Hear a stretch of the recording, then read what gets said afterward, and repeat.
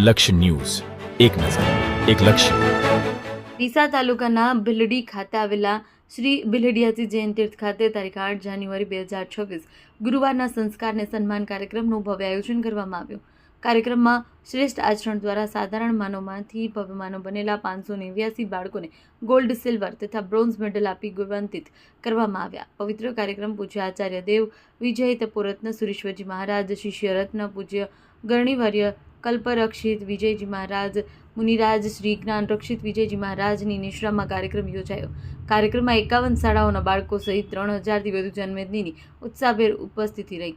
વિશેષ અતિથિ તરીકે ધાનેરાના ધારાસભ્ય માવજી દેસાઈ, અમદાવાદથી વિશ્વેશ્વરી ભારતી માતાજી, રાજપૂત સમાજના અગ્રણી બહાદુરસિંહ વાઘેલા, ભારતસિંહ ભટ્ટેસરિયા, મહેન્દ્રભાઈ જોશી, સુરેશભાઈ જોશી, બાબુભાઈ પાનકુટા સહિતના અનેક ગણમાન્ય અતિથિઓ ઉપસ્થિત રહ્યા.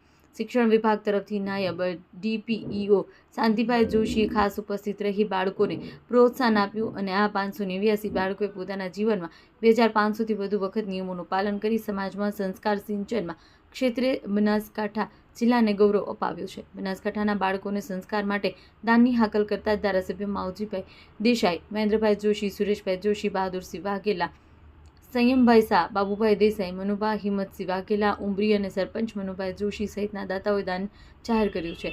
પૂજ્ય ગુરુદેવે પોતાના આશીર્વચનમાં જણાવ્યું, અમારું અભિયાન ચાલો બનાસકાંઠાને સંસ્કાર કાંઠા બનાવીએ. સાથે જ ભવિષ્યમાં દેશની પ્રથમ સંસ્કાર યુનિવર્સિટીની સ્થાપના તથા ગુજરાત સરકાર સાથે સંસ્કાર પાઠ્યક્રમ માટે MOU જેવી મહત્વની વાતો કરી હતી, જેઓથી અતિથિઓ પર ખૂબ સકારાત્મક પ્રભાવ પડ્યો હતો.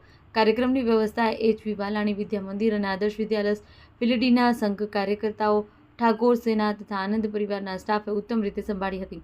સ્થળ તથા ભોજનની શ્રેષ્ઠ વ્યવસ્થા માટે ભીલડિયાજી જૈન તીર્થ પેઢી તરફથી પૂર્ણ સહયોગ પ્રાપ્ત થયો હતો. અહેવાલ વિક્રમસિંહ રાઠોડ, ભીલડી.